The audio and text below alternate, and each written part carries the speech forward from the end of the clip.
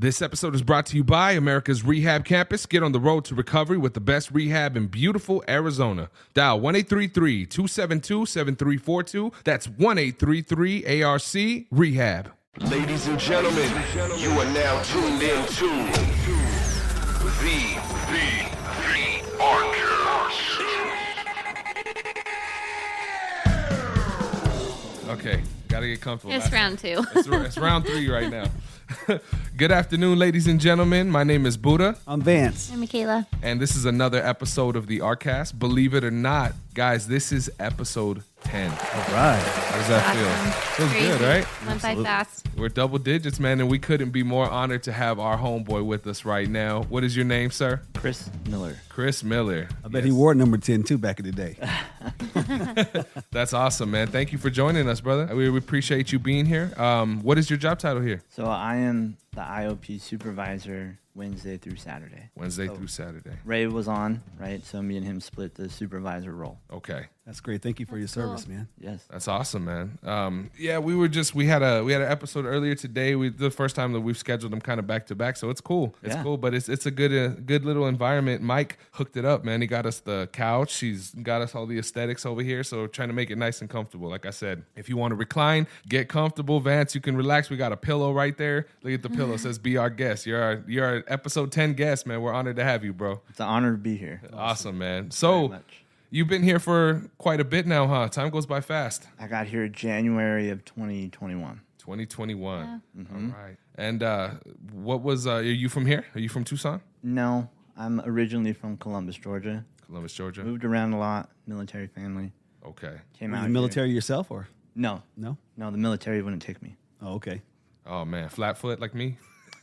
No, I did all the things, couldn't pass the drug test, and they also told me that I had hepatitis C. Oh, wow. It's a no-go. Really? That's crazy. I didn't know that they did that like that. Mm-hmm. So you grew up in a family of military as well. My dad was military too. Yep. What branch was your dad in? He was Army. He was Army? And so, yeah, he was stationed at Fort Huachuca here in Tucson, just that's outside right. Tucson. Yeah. my father and mother as well? Oh, really? Wow. Yeah. They actually met in Germany.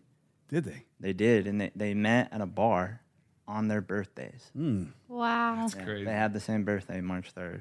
That's 3rd. crazy. Yeah, so I was that's born in March. Oh, really? Yeah. Nice. Yeah. So they showed up, and I think my mom was already there celebrating, and then my dad showed up, and it was kind of like, "Oh, it's your birthday. It's my birthday too." And so yeah, that's how they met. Wow. How old were they when they met? Oh, they were young. My mom was maybe 20, and my dad was like 18, 19 maybe. Yeah. My mom was 15 and my dad was 20. So I always tell kids when I talk to them, any 15-year-old girls in here, don't you marry no 20-year-old boys. It's crazy how times have changed, huh? Haven't Oh they? yeah. That's crazy to think. That was like so normal back in the day, especially like in Mexican households. People were like 14. I think my grandmother was like 14 when she got with my tata. Yeah. Wow. It's crazy. So let us in a little bit about your story, man. I know you said, you were in a military family. When did you come out here to Tucson? 2012. 2012. 2012. Looking to escape where I was coming from. Yeah. Little did I know, everywhere I went, there I was. And how'd you choose Tucson? Well, my mother's from here. Oh, okay. So my mother is Tonaotham, so I'm half Tonaotham. We're tribal members, and she grew up on the reservation. Yeah. So, I'm part Cherokee myself. Oh, right on, right on. That's my real color right there. That's cool.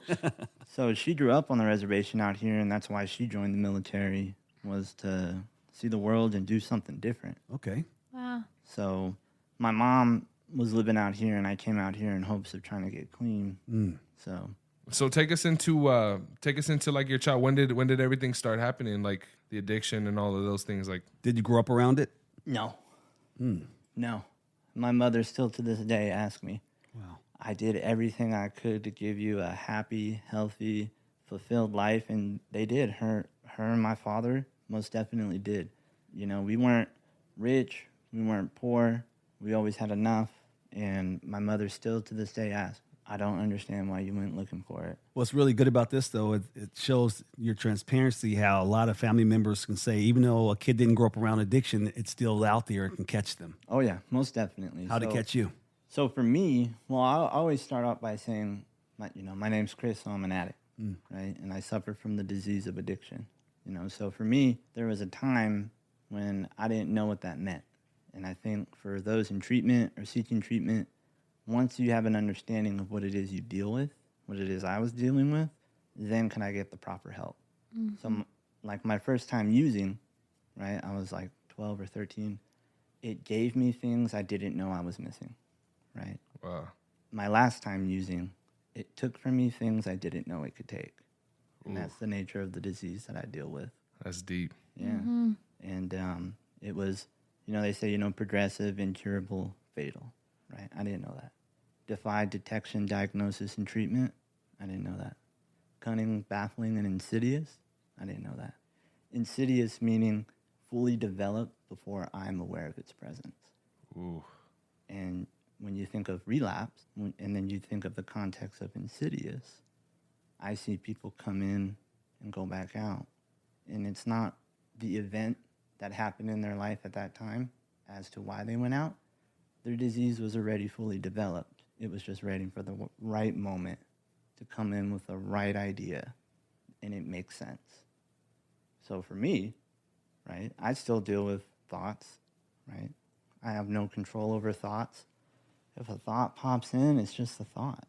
I'm powerless over that aspect, but I'm not powerless over the action that follows the thought. So, yeah, started using real young. It started as a little kid smoking weed and just wanting to have a good time on spring break. Escalated pretty quickly. 14, arrested my first time, robbing a house, and that was something, right? Because my father showed up, right? Come 14, so the police had to call my father. My father showed up in uniform, right? And this wouldn't be the last time that something like this would happen. He showed up in uniform. Military uniform, right? And thankfully, the cop saw that and was just kind of became a little bit cooler with the situation. And, I ended up having to go home that night, but they really wanted to take me in. And he had a conversation with the police and kind of explained the situation. And yeah, so that was my first time getting arrested at 14. Wow. By 16, I was charged with my first felonies. By 18, again. And then it was just in and out of jail, homelessness, right? So, how things work out with mom and dad back in those days when you were using? Were they trying to help you stop, or how'd that start? So it got to the point where at 17, they had tried everything they could think of and different ways of enforcing punishment. They tried talking to me, but I was just such a confused little kid and full of fear and didn't know where I was going in life. And when they presented me the option, you can live by our rules or you can get out, I said, all right, later. And I left at 17. Wow. A lot of kids are going to be, and a lot of people, or even myself, going to be able to relate with what you're talking about right now. So I appreciate that transparency. So, and again, the disease of addiction is much more than just using. For me, it was, right? Much more than just using. So a lot of that comes to, I didn't know how to feel my feelings, and my feelings always dictated how I perceived my surroundings. So that's could be real confusing when I don't know what's going on inside, therefore I don't know what's going on outside. Interesting, because I used to just live on my feelings too until I grew up, start figuring out after I got clean that you don't walk by feelings, you walk by faith. Wow. Yeah, walk by faith. And so a lot of it came down to, I just didn't know how to talk to my dad. Yeah. My dad would try to sit me down and talk to me. And again, because I didn't know how to identify, cope, and process feelings, I couldn't have the conversations that he tried to have with me. And a lot of this stuff I learned in recovery. A lot of it came down to, if I had the knowledge I have now and could go back to those times that my father would sit me down out on the porch and try to have a conversation with his son to get through to his son, hey, you're messing up. I know you think you know, but you don't know. I love this because we're called as kids to obey our mothers and fathers. Right. Yeah. Thank you so much again for that. So, if I could go back, I would say, Dad, I believe I act the way I act because I'm full of fear. I seek your approval and validation, and I feel really insecure because I feel I can never live up to the potential you see in me, that Mom sees in me, that everyone sees in me, I don't know how to live up to that potential, and it makes me feel really insecure and inadequate. Therefore, I act out to get attention because I know I can get attention when I act out. Wow. Which is powerful because I think that's a lot of what we see in children. And like, I nannied for 12 years, and I used to always say if he would just come in and give 10 minutes of attention, they're not going to need anything else to the parents, but they wouldn't. So then the kids are screaming and throwing stuff, and it's like that's much younger kids, but most of the time kids just want that little bit of validation from their parents and that attention and just to know. And when they don't get it, they act out because you know that gets the rise. Yes, and a part of it did come down to, too, is like I was always the new kid in school, moving around every year, sometimes 2-3 times in 1 year, and I never had a say as a kid, right? Like my voice wasn't heard. Yeah. You know, and I know my parents loved me, especially my father. Yeah. And I know he didn't want to spank me or whip me, right? So in a way to take my power back, I'm going to get you to do something that you don't want to do, which is discipline your kid over and over again. And me being a father now, man, that's like, you know, when my daughter got in trouble and she looked at me and she was full of fear that some consequences were about to happen. Man, I started crying because the way that she looked at me, I knew exactly how she felt. And being a father today, it put me in a place of identification with my father. And I was allowed the opportunity to just get a really brief moment of how my father must have felt. Yeah. All those years dealing with me and not knowing what to do. Wow. This is awesome. So what I'm hearing all the way from the very beginning of how it all started out with you as a child, this was going to lead to where you are today. So I'm really looking forward to hearing all your story, man, because this is powerful. Thank you. Yeah, so it's no coincidence that when I started getting in trouble with the law, my using just so happened to progress at the same time. Yep. So by the time I started smoking, weed and drinking and stuff like 12, 13. By 14, I was doing ecstasy almost every day. I was doing Vicodin. And then fast forward to like 17, I'm doing cocaine and I'm trying heroin and I'm doing meth. And then by 18, my senior year in high school, I'm an everyday IV drug user. Wow. So the progression was real fast. And a lot of it just came down to was, you hear a lot of people say like, oh, it was a form of escape or it was a way for me to cope and all these things. But like, I didn't have some of the trauma-filled lives that some of our clients here have. Right. And a lot of the people that I meet, like, I don't have that experience. So there wasn't really nothing for me to escape from.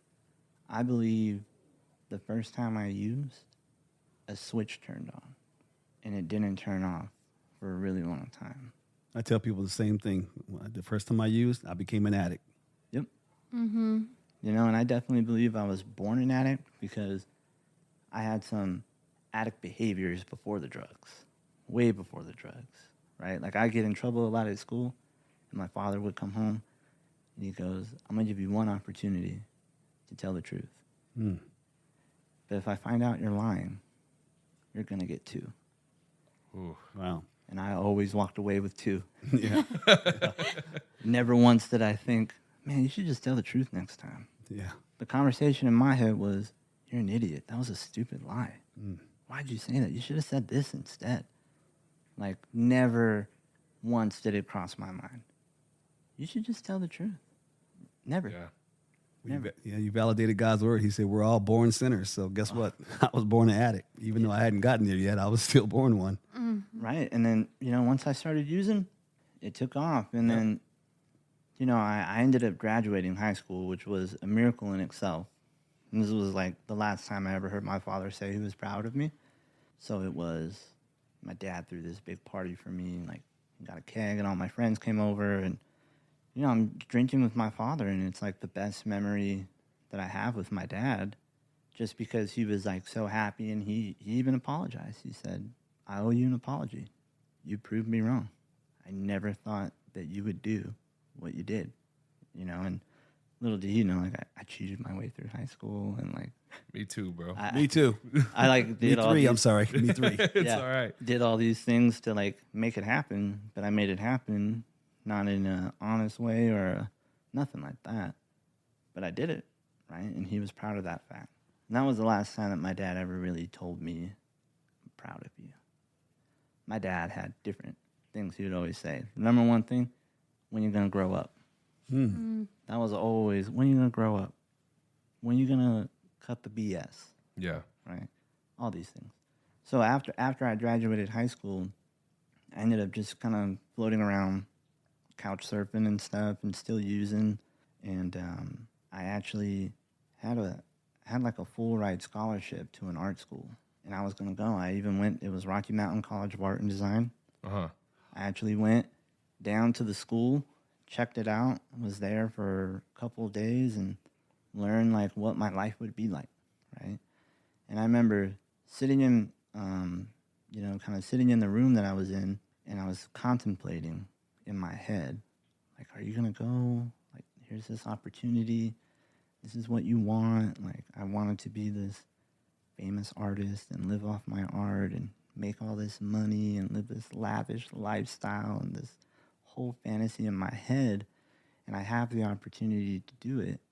And again, it comes back to everyone seeing that potential in me, but being so scared and full of fear and insecure and inadequate and just full of self-doubt. My disease said, "You don't know anybody in Colorado that sells heroin." Wow. Wow. You're bringing back memories inside my own head, because guess what? When I got out of high school, I went to college to be an artist. Yeah. Commercial art, advertising, design. Yeah. Even though I had to play ball, but thank you so much for sharing that. It brought back some memories. Yeah, and then the grand idea was, you don't need to go to art school, right? So immediately it flips, right? I'm better than, right? So now I need to overcompensate the inadequacy and fear. Therefore, you don't need art school. You know what? What you really want to do is just you want to sell your paintings and get high. So that's what I did. And I was like paying rent. Yeah. It was my job, and that's all I did. But again, progressive, right? Yeah, it makes sense. I wanted to sell my paintings and get famous. Yeah, I still want that. That's crazy. I didn't even know that you painted, man. Mm-hmm. I didn't know you painted either. Yeah, I was one of the best artists here in Tucson. Really? Yeah. Wow. Learn Yeah. something new every day. Yeah, I got murals here in Tucson. Yeah? I got some on South 6, yeah. I got some on Stone, a couple other places. Yeah, I got a couple murals here. That's Wow. cool. That's really cool. So how did you survive when you were homeless? So, like, I feel every good story involves a woman, right? So I know, looking at me today, it'd be difficult to imagine that the world I came from at the end was dirty needles, pussy abscesses, prostitutions, and eating out of a dumpster, and just real grimy and dirty. You're sharing my story even as a famous person. I'm relaying with everything that you're talking about. So I'm 18, and I meet this girl, messages me through social media, and she was very aggressive. And I wasn't into it, right? And for her, I was the thing she couldn't have, okay? And she basically became my stalker, right? Like, legit, right? That's crazy. Like, restraining order. My friends would come into, like, where we're all hanging out, like, hey, you know, so-and-so's down the street. And, like, I'd find notes on my car. And Wow. That's crazy. I would change my number. I must have changed my number, like, 7-8 times in, like, a matter of, like, 2 months. She found you from, like, your art? Was she, like, a fan of your art? Is that where it came from? I'm not entirely too sure how she stumbled upon my MySpace page. That's how long ago this I was. remember those. Yeah, MySpace. So, you know, and I continued to use and just kind of like always kind of kept my distance, but my disease progressed quicker and quicker, and I became more desperate and desperate. And the more desperate I became, the more extreme I was willing to risk certain things. And with that meant like stealing from my friends, stealing from my mother. Like my mom come home, and then she'd call me. She's like, all the TVs are gone, right? And I'm like, oh, wow. That's crazy. What happened? You know, I broke into my mom's house and stole all the TVs, right? So those things, right? So eventually my disease put me in a place where my family was like, we want nothing to do with you. Every friend that I ever had was like, we can't hang out, right? And then there she was, this girl that I hated, what I really just didn't like. And she's offering me a full ride. Come live with me. Say you're my boyfriend. I'll buy you everything you want. I was like, well, I need it every day. She's like, yep, every day. So I moved in with her. She would buy me my drugs every day. I would have to do sexual acts, to get what I needed. And I was basically her prisoner. The devil said, move in with me. Oh, yeah. Wow. So that's how from there it was she wanted to use like how I was using. And the first thought was, there ain't even enough for me. Right? So she was like, well, I'm the one that's buying it. So we're gonna use the same together, because she thought it'd be romantic. Right? So she starts, shooting heroin. In like a month, she loses her job. She loses her apartment. She loses, her family finds out.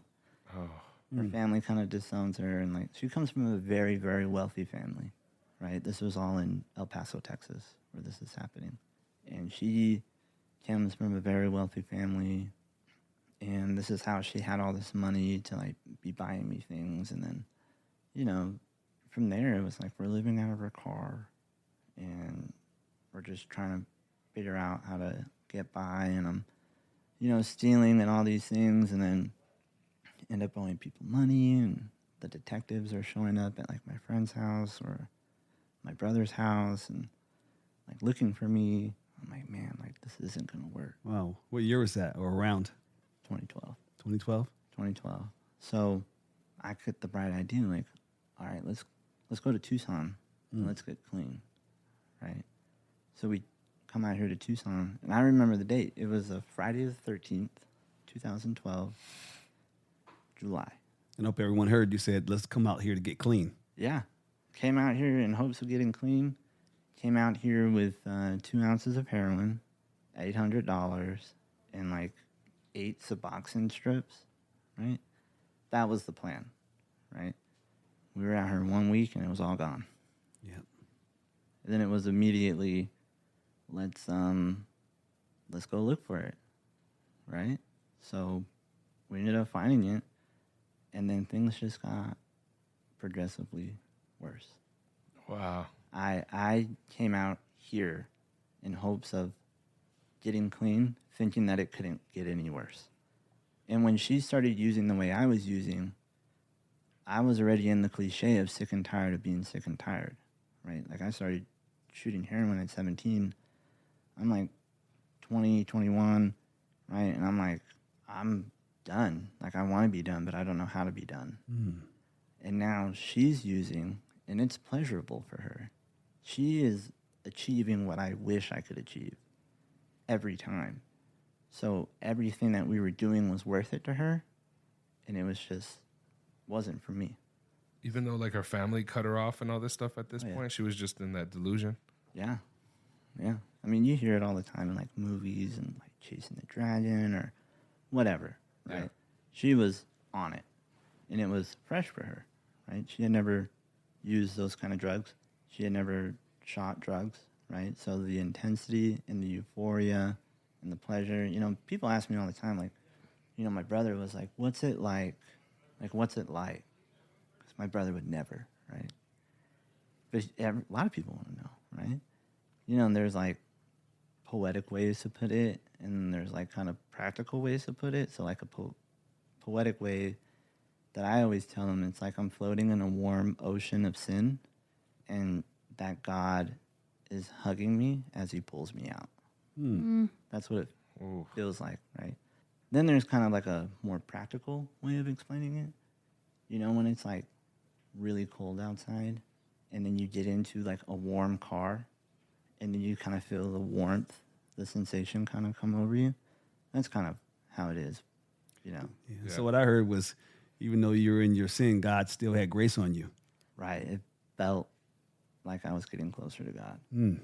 I felt like I was becoming enlightened because that's just how intense it was. Even though you were still at rock bottom. Oh, yeah. I like that, man. Oh, yeah. So, you know, from there. So that offers hope to people. That's where I was trying to go with this, that people can see, even though they're at rock bottom, they don't know if they're going to end up even ODing and dying, that prayerfully, that somehow they're going to find a way out of it, even though they're at the bottom where they don't know that there's even a way out. But it's crazy, though, the way that he's explaining it, because it's almost like, I'm explaining one time that he smoked crack one time, he told me, right, back in the day.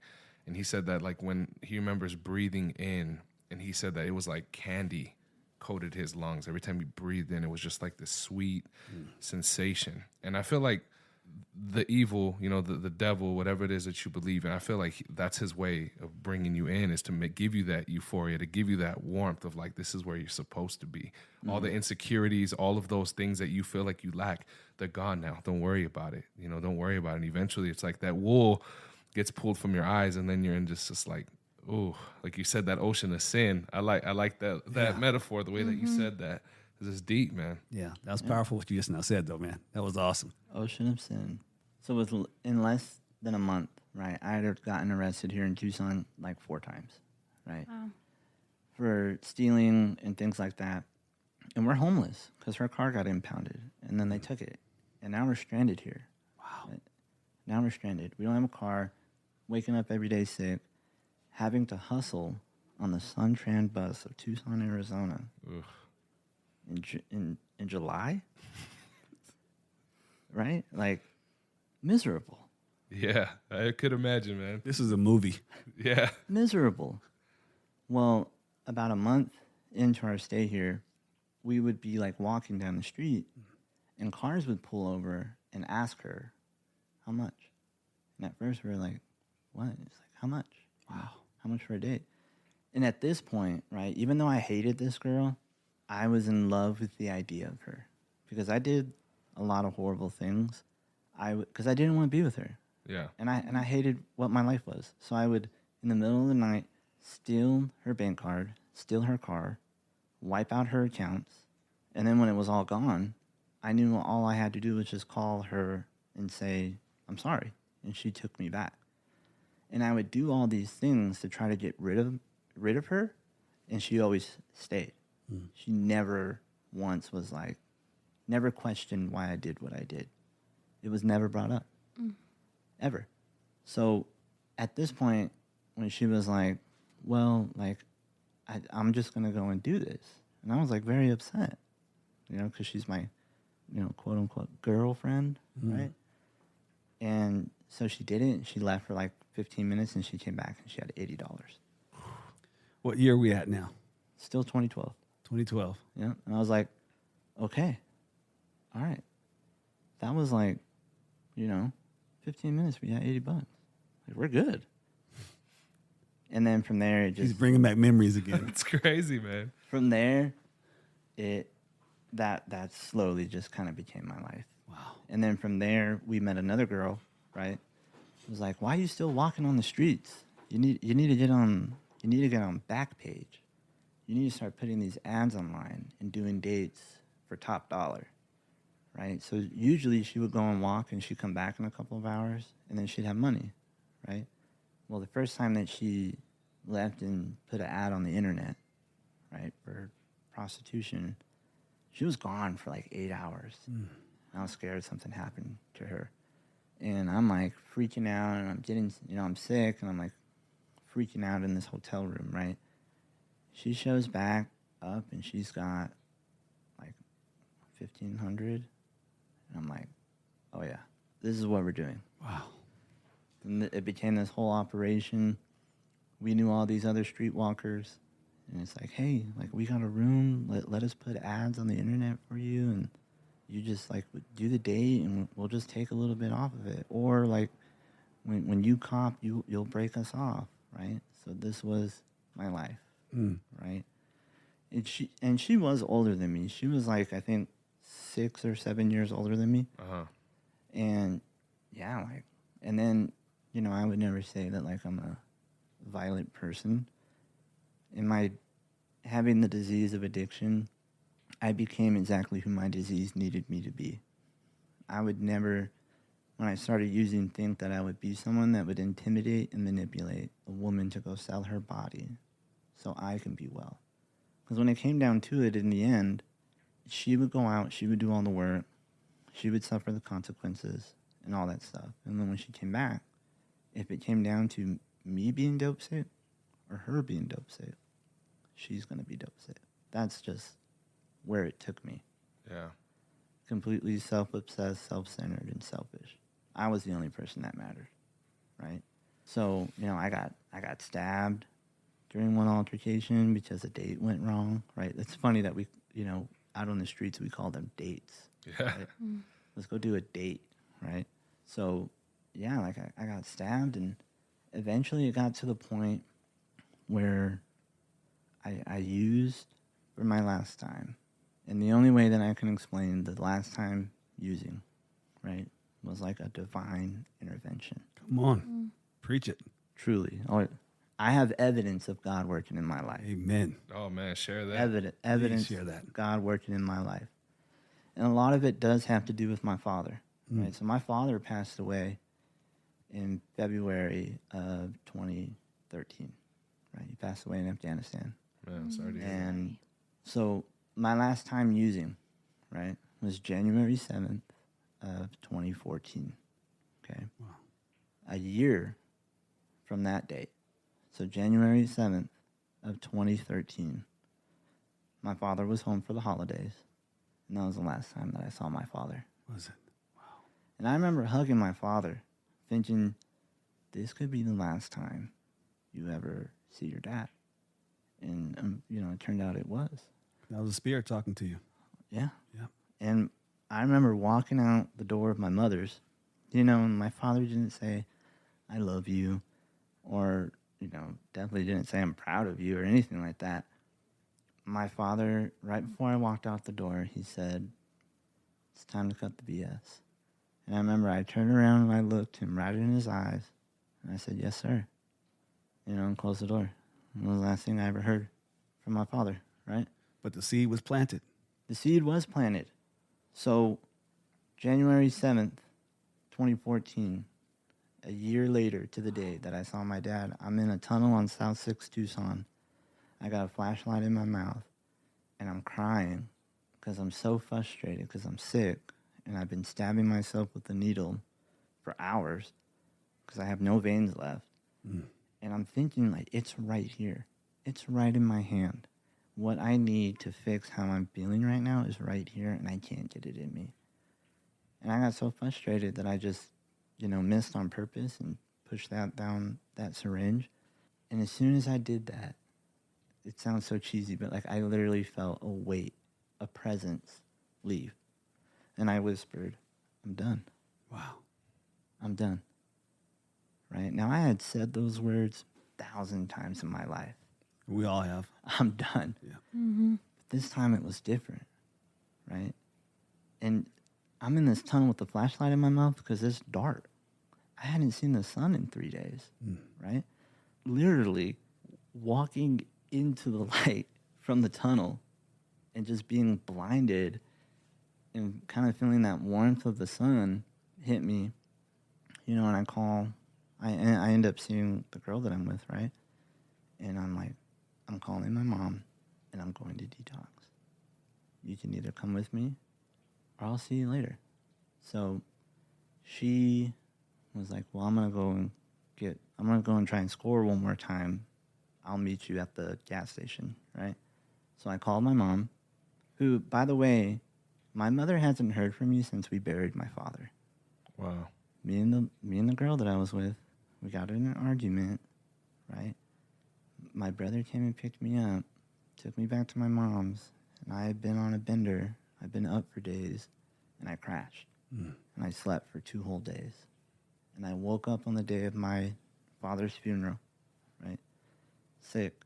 And I had that pit in my stomach, the sensation around my skin, and just complete panic that I was willing to do anything and everything right now to change how I feel, because I cannot stand what is happening right now, being sick. So I stole money from my mom, and I stole her car, and I went back to the lady, all on the day of my dad's funeral, right? And I remember showing up. My mom knew where I went. She showed up, and was like, don't come, right? Don't come to the funeral. But I showed up, and I showed up loaded, because anytime life ever demanded me to show up, I showed up loaded, or I didn't show up at all. And I remember being at the funeral, and everyone just looking at me, and I'm thinking that they are thinking, why couldn't it have been you? Right? Like, my father was a man's man, military guy, served his country, very much like a God, country, family kind of guy, right?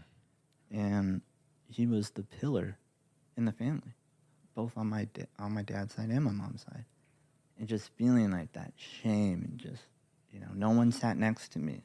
It was my little brother, my mother, me, empty chair, empty chair, empty chair, empty chair. So that was the last time I heard from my mom. Wow. Or my mom heard from me.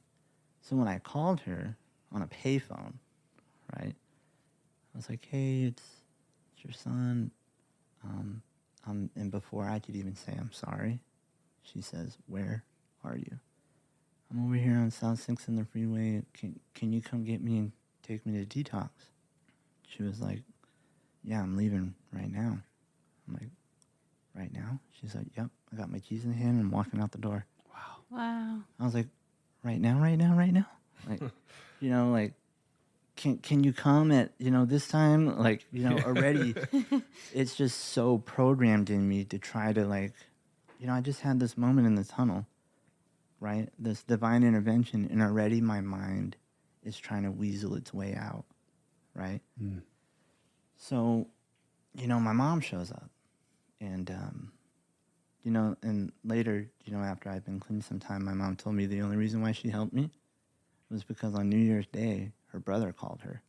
I was like, hey, I heard from Jesse, so my family calls me by my middle name, so my middle name is Jesse. He said, hey, I had a dream about Jesse.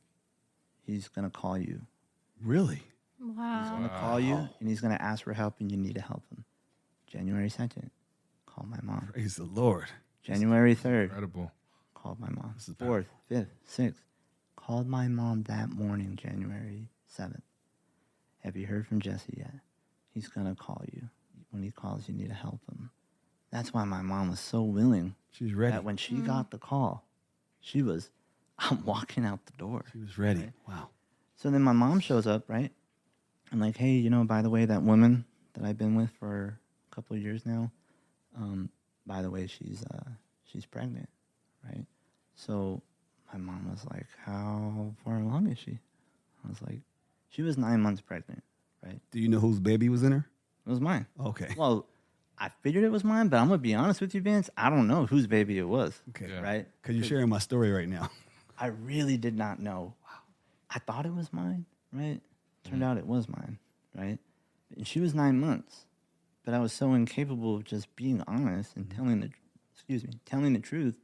The closest I could get to telling the truth was she was 7 months, right? So she ends up coming, and then my mom takes us to Walmart to buy all this lice treatment. Because me and the girl that I'm with, we're just littered with lice.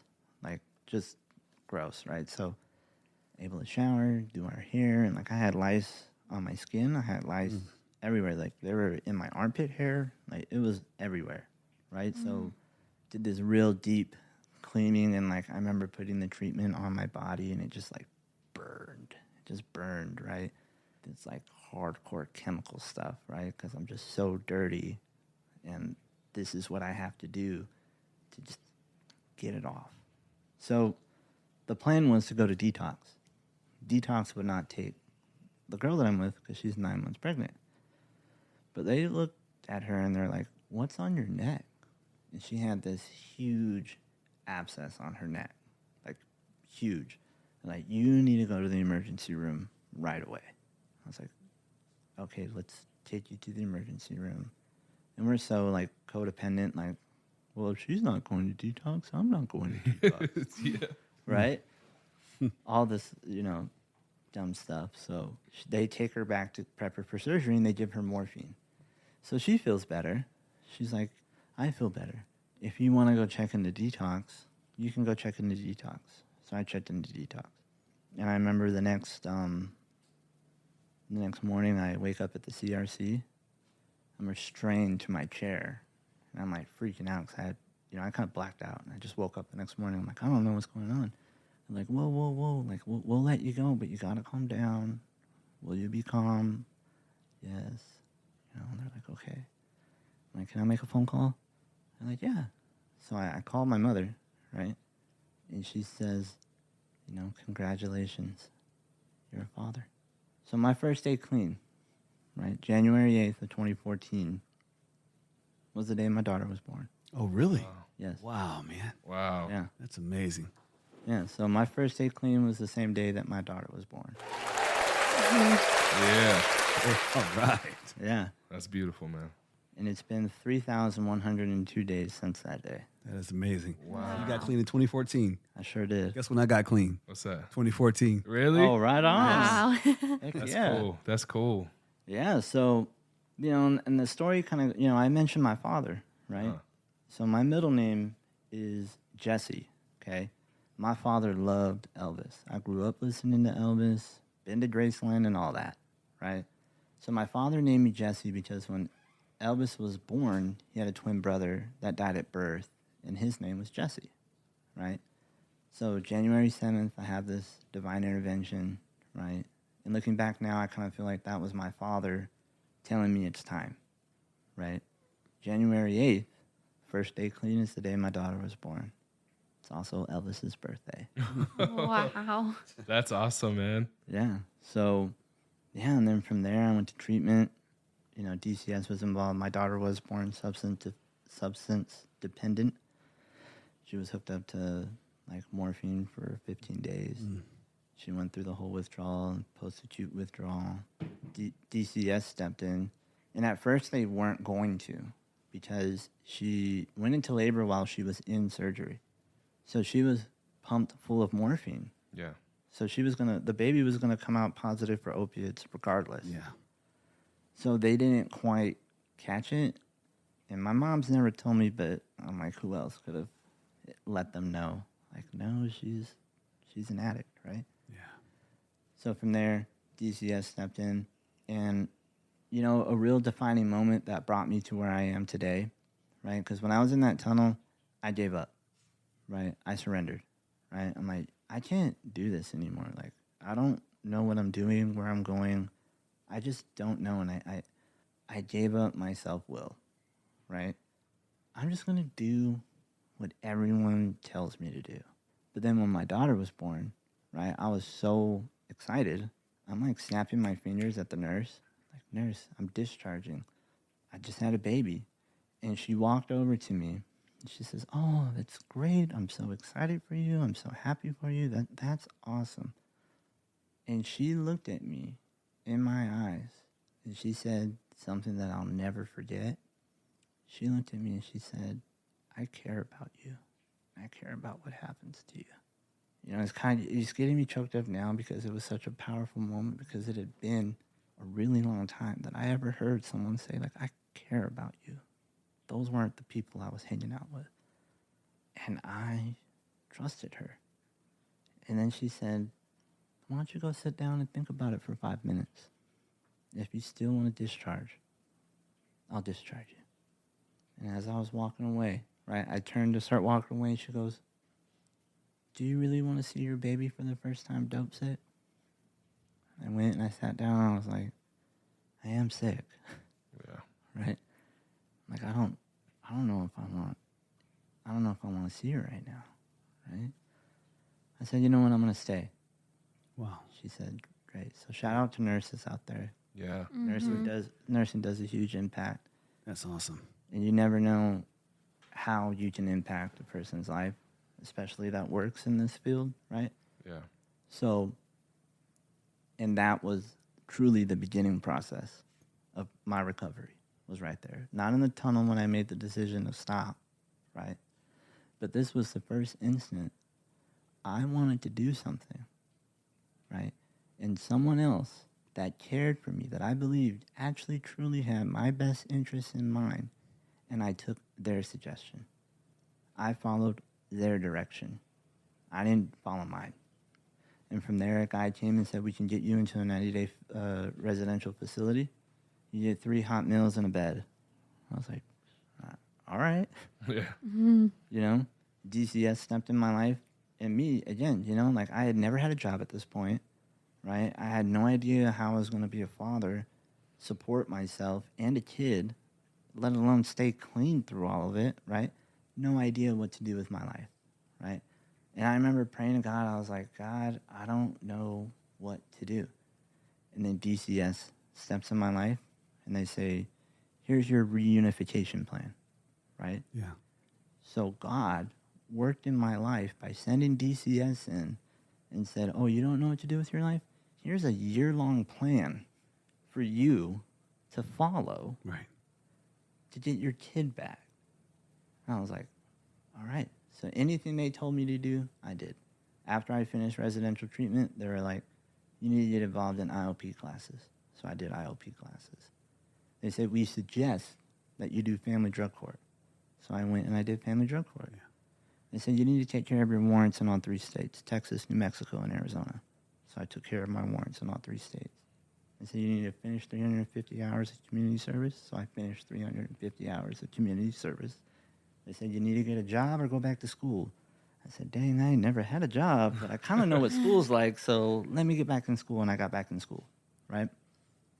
And before I knew it, I had a year clean. Wow. And they were also like, we need you to go to 2 meetings a week and get this paper signed, right? With a 12-step meeting, right? So I was like, oh, okay, cool. So I did all that. And I had a year clean. And it wasn't until I got a year clean that I had the thought to myself, I think I can do this. A year. A whole Wow. year, Wow. right? A whole year. That when I hit that year, I had the thought, I was like, you know what?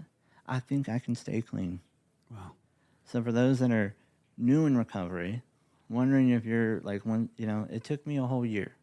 Other people, maybe not so much, right? Other people, maybe longer. But it wasn't until I got a year.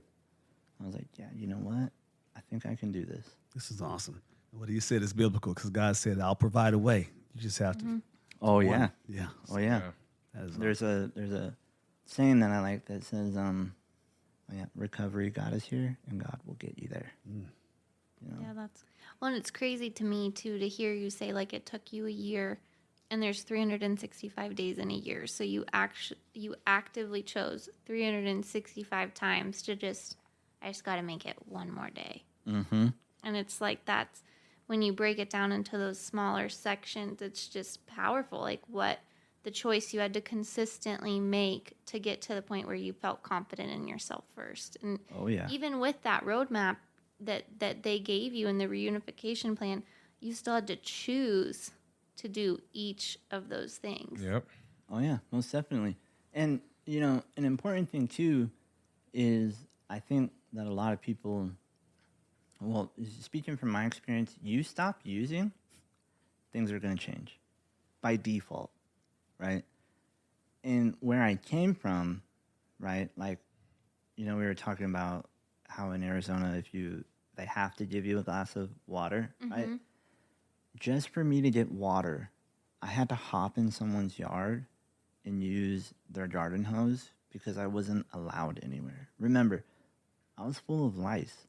I got arrested, and the cop didn't want to take me in because he didn't want to put me in his car, right?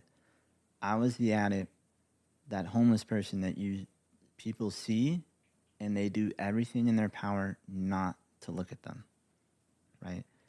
And I remember sitting outside of businesses or certain establishments or sitting at a bus stop and hearing mothers or fathers saying, no, mijo, don't look at him. You know, or, no, mija, get away from him, right? That kind of thing, right? So to get clean and just have the basic necessities to where I don't have to worry about water, I'm getting fed, and I have the ability to shower and things like that was huge. Like, still to this day, when I walk into my house and I turn on a light, that little click the light switch makes, it touches something inside me, because for years, right, my light switch was when the sun came up and the sun went down. There was no light switch. It's like, oh, sun's up, sun's down. Yeah. That was it, right? So I was filled with gratitude. I was just so happy that I made it out alive, right? And I do believe in God. I would pray to God the entire time that I was out there, but I never did anything about it. There was never any action behind the prayer. There was just, God, fix my life while I continue to put this needle in my arm. I was the same guy because I used to try to use them like a slot machine. Slavish. I love that expression. That's from Vegas. That's all those years in Vegas, Vance. Yep. It makes me think of this. I don't even remember where I heard the story, probably in church somewhere, but somebody was in a flood and they were sitting on their roof and they're like, somebody goes by in a boat and they're like, oh, get in, we'll save you. And he's, no, God's going to save me. And then, another boat comes by and they're like, no, God's going to save me. And then a helicopter comes by and they're like, no, God's going to save me. And they're in heaven. He's like, why didn't you save me? He's like, I sent 3 people. Yep. Yeah. And it's like, you still are here on this earth to do something for the Lord. So if you just, like they say in the Bible, you choose to sin. And if you keep doing the same sin, like you're just keeping to mess up. And so it's like you made the choice. You saw that switch and That's right. it flipped. Yeah. And Because he gives you a choice. Yeah. Yeah. My mom would always tell me too, God will always present to you fire and water, and whatever you choose is yours. I never really understood what she meant by that. Both are essential to life, right? But both have consequences, right? Too much of one can be harmful, but they're both essential. So like there's lessons learned in each decision to kind of like, yes, I made all these mistakes, but now I have a knowledge of experience to bring to clients to let them know I have felt what you felt, I think what you think, and I did what you did. And I am here today to tell you not only what helped me get past that, but how I stay clean today. Yeah. Absolutely. Right? And that's, that's how I can look at it. Because I continue to live in shame and regret and, resentment about all the things that I did, right? Because I did a lot of bad things, Like I treated my daughter's mother very, very bad. I did a lot of bad things, right? I stole from my mother, right? I did all these things. And a lot of our clients, they get here and they're like, I'm just such a bad person, right? And again, for years, right? For years, I became exactly who my disease needed me to be. That's who I needed to be. That's not who I am. And so there was the process of recovery. It's just a process of like learning about myself, really. So, yeah, so I did a year and I get back in school and DCS steps out of my life. And my life is great. At 8 months, the judge said I could move back in with my mom. My mama's placement for my daughter. Wow. My little brother was my taxi. He took me everywhere. all my classes, all my court dates, everywhere. He took me everywhere. Every day I was doing something, right? Just being busy. And the one area of my life that did not change was with the relationship I had with my daughter's mom, right? And it got to the point where she was coming out for probation. And she was going to take our daughter back to Texas. And it was like, well, if you're getting the lawyer, I'm getting the lawyer. You're going for full custody, I'm going for full custody, right? And this whole so combative with one another still. Yeah. And I remember we tried having like a mediation type thing, right? And the person kind of like went to go do something else in the room. And I remember I leaned over and I looked at her. I said, you know me. You know me, and I know you know. I will not let you take my daughter away from me. Whew. Ladies and gentlemen, I hate to do it to you, man, but you know what? That was part 1 of Chris's episode. Make sure you guys tune in next week, Tuesday, 12 p.m. Mountain Standard Time. We're going to drop part 2 on you, but you know what? I'm going to go cool off right now, and I suggest you all do the same thing. Remember, you can always hit us up at the ARCast directly if you're interested in being in one of the episodes. That's the ARCast6944@gmail.com. Once again, TheARCast6944@gmail.com. I will hit you guys up directly, and we will get you scheduled for a future episode. For everyone else, much love, God bless, and I will see you here again next week, same time, same podcast. Peace.